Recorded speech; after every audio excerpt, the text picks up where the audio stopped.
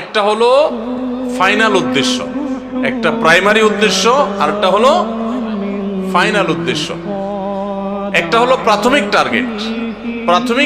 প্রাথমিক লক্ষ্য হলো রমজানের রোজার, এর মাধ্যমে আমরা তাকওয়া অর্জন করব, মুত্তাকি হইতে পারবো। আর রোজার শেষ টার্গেট, চূড়ান্ত লক্ষ্য এবং যেখানে শেষ পর্যন্ত যেতে চাই, ওই যে শেষ গন্তব্য যেরকম মতিঝিল যাওয়া, এরকম রোজার শেষ গন্তব্য হলো আল্লাহকে সন্তুষ্ট করে জান্নাতে যাওয়া।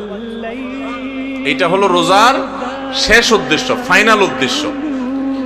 এখন প্রাথমিক উদ্দেশ্যটা যদি আপনি অর্জন করতে না পারেন, তাহলে ফাইনাল উদ্দেশ্যে কখনো আপনি যেতে পারবেন?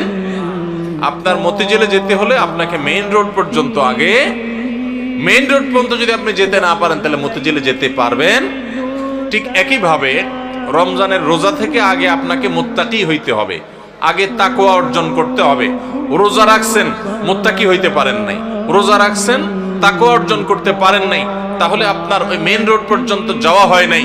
অতএব মতিঝিল পর্যন্ত যাওয়া, অর্থাৎ জান্নাত পর্যন্ত যাওয়া, আল্লাহর সন্তুষ্টি লাভ, সেটাও অর্জন হবে না। আমি কি বুঝাইতে পারছি ভাইরা আমার? তাহলে এই যে রমজান আসছে, রোজা আসছে, প্রতি বছরই তো আমরা আলহামদুলিল্লাহ বেশিরভাগ মানুষই তো রোজা রাখি। আমাদের নিজেদেরকে জিজ্ঞাসা করতে হবে, রোজার যে প্রাথমিক উদ্দেশ্য আছে সেটা আমি হাসিল করতে পারলাম কি পারলাম না।